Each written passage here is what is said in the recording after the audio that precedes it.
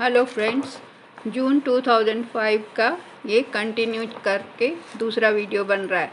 इसमें पहला question number 9, question number 8 तक रिकॉर्डिंग हो चुका है।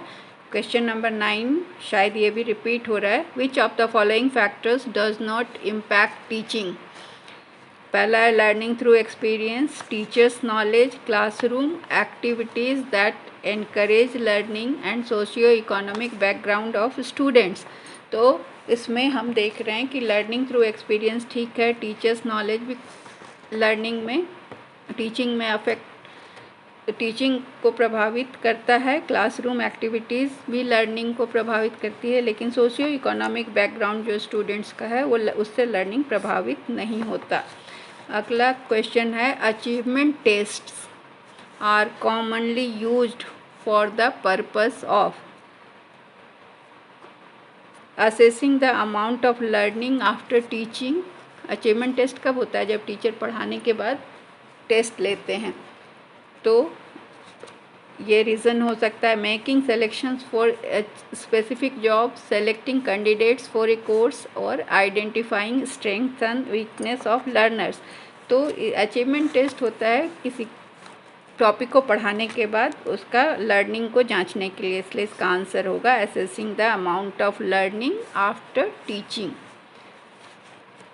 अगला क्वेश्चन है द कंक्लूजन और findings of which type of research can not be generalized to other situations. तो causal comparative research, historical research, descriptive research and experimental research. तो किस टाइप के रिसर्च में जो भी फाइंडिंग्स होता है उसको हम जनरलाइज नहीं कर सकते। तो कॉजल कंपैरेटिव रिसर्च जो होता है वो क्या होता है, उसमें वो रिसर्च डिज़ाइन ऐसा होता है जो कि यह बताता है कि डिपेंडेंट और इंडिपेंडेंट वेरिएबल के बीच में क्या रिलेशन है। कॉजल कंपैरेटिव रिसर्च ये बताता है जब कोई भी इवेंट हो जाता है तब उसके बाद बताता है। हिस्टोरिकल रिसर्च में हम पुराने फैक्ट्स को जानते हैं, डिस्क्रिप्टिव रिसर्च डिस्क्राइब करता है, और एक्सपेरिमेंटल रिसर्च में हम एक्सपेरिमेंट करके किसी रिज़ल्ट पे आते हैं। तो इसका आंसर होगा हिस्टोरिकल रिसर्च, जिसको हम क्योंकि उसको हम जनरलाइज नहीं कर सकते हैं, क्योंकि हिस्ट्री में कोई घटना एक बार हो जाती है तो वो उस घटना पर जो भी रिसर्च होता है उसको हम जनरलाइज नहीं कर सकते हैं, क्योंकि वह एक ही बार होती है, इसलिए इसका आंसर होगा हिस्टोरिकल रिसर्च। अगला है जीन पियाजे gave a theory of cognitive development of humans on the basis of his evaluation research, fundamental research, applied research और एक्शन रिसर्च। तो जीन पियाजे ने बेसिक रिसर्च किया था, फंडामेंटल रिसर्च किया था cognitive development of human being पर। So उन्होंने अपना जो भी थ्योरी दिया वो फंडामेंटल रिसर्च के आधार पर दिया।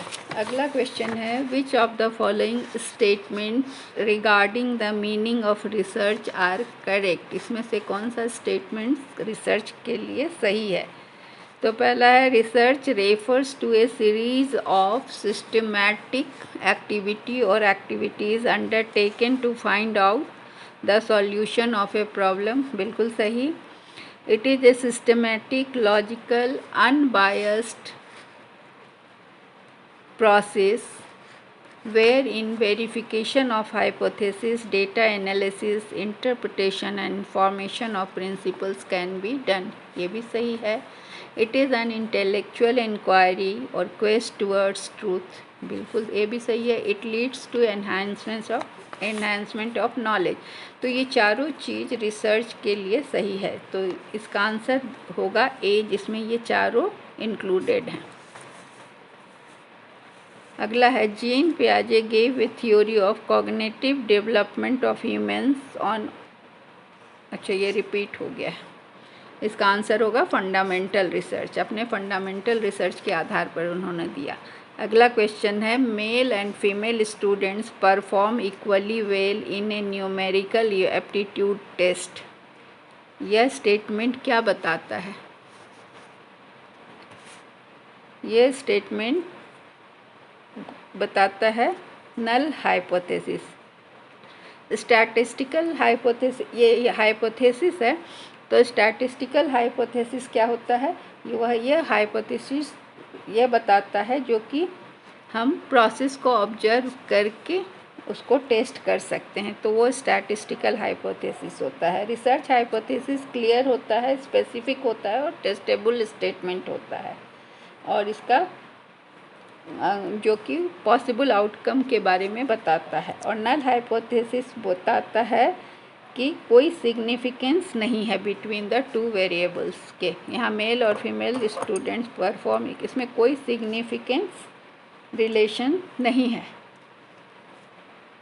और डायरेक्शनल हाइपोथेसिस बताता है कि रिसर्चर जो प्रेडिक्शन किया है वो पॉजिटिव होगा या नेगेटिव होगा, दो वेरिएबल का चेंज पॉजिटिव और नेगेटिव पर हो सकता है। तो ये यहाँ पर इसका आंसर होगा एप्टीट्यूड। ये स्टेटमेंट नल हाइपोथेसिस बताता है। नल हाइपोथेसिस क्या बताता है? कि कोई सिग्निफिकेंट रिलेशन नहीं है या दोनों वेरिएबल के बीच में। अगला क्वेश्चन है, a good teacher is one, एक अच्छा टीचर वह है जो inspires students to learn, gives useful information, explain concepts and principles, gives printed notes to students. हमेशा होगा पॉजिटिव, जो टीचर इंस्पायर करे स्टूडेंट्स को पढ़ने के लिए वो गुड टीचर होगा। Which of the following is not a principle of effective communication?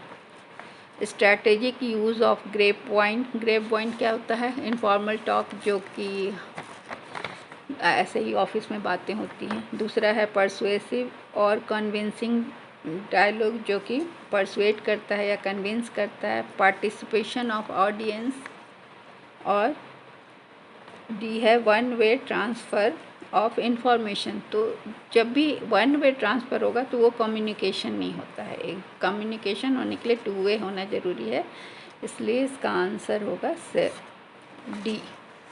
In communication the language is, जब हम बोलते हैं कम्युनिकेशन में तो क्या होता है? नॉन वर्बल नहीं होगा, वो वर्बल हुआ क्योंकि हम उसमें बोल रहे हैं। इंट्रापर्सनल मतलब खुद से, और सिंबॉलिक कोड भी नहीं होता है। जब हम लैंग्वेज का यूज करते हैं तो वो वर्बल कोड होता है। When the purpose of definition is to explain the use और to eliminate ambiguity, the definition is called. क्या है कि उसका यूज़ या उसका जो द्व्यर्थी हो रहा है या दो बातों को बता रहा है, उसको हटाने को हम क्या कहते हैं? तो इसका आंसर होगा परसुएसिव। का मतलब होता है कि जो परसुएट करे, एबल टू परसुएट। स्टिपुलेटिव क्या होता है? कि ना ही तो ये ट्रू होता है ना तो फॉल्स होता है। और थियोरेटिकल तो सिद्धांतवादी होता है, और लेक्सिकल ऑर्डिनरी वर्ड होता है। तो इसका आंसर होगा lexical. If we want to seek new knowledge of facts about the world, we must rely on the source, on the reason of the type। अगर हम नया नॉलेज चाहते हैं किसी तथ्य के बारे में तो हमको किस पे डिपेंड करना होगा? इंडक्टिव टाइप में, फिजियोलॉजिकल नहीं। डिडक्टिव में भी रूल पहले बताकर उसको केस पे अप्लाई करना, या डेमोन्स्ट्रेटिव नहीं। इंडक्टिव मतलब पहले एग्जाम्पल को देख के तब हम उसके फैक्ट्स को या रूल को जानते हैं। अगला है the term grapevine is also known as, grapevine is also known as horizontal communication. Grapevine क्या है? कि जो एम्प्लॉई आपस में बातचीत शेयर करते हैं उसमें यूनिटी जो होती है उसे ग्रेप वाइन कहते हैं। हॉरिजेंटल क्या होता है? कि सेम लेवल पे बात होता है। वर्टिकल डाउनवर्ड में क्या होता है? ऊपर से नीचे की ओर होता है। इनफॉर्मल में ऐसे ही स्पॉन्टेनियस जो टॉक होता है, और अपवर्ड कम्युनिकेशन जो होता है वो लोअर से अपर की ओर जाता है। तो इसका आंसर होगा इनफॉर्मल कम्युनिकेशन, जो आपस में बातचीत होती है किसी ऑर्गेनाइजेशन के अंदर एम्प्लॉयज़ के बीच में, उससे हम ग्रे पॉइंट कहते हैं। Thank you. ये 2 वीडियो मिलाकर 2015 का क्वेश्चन पूरा होगा। काइंडली उसको वैसे ही देखेंगे। Thank you.